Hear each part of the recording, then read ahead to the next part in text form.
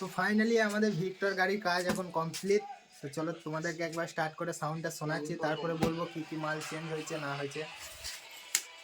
মিটারটা হয়নি, মিটারটা শর্ট হয়ে গেছে, মিটারটা পরে বাগাবো।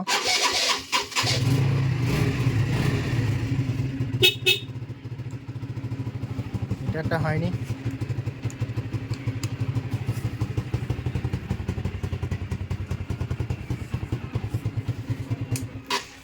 তো গাড়িটার কি কি চেঞ্জ হয়েছে, এই দেখো ব্যাটারি, নতুন ব্যাটারি বসানো হয়েছে।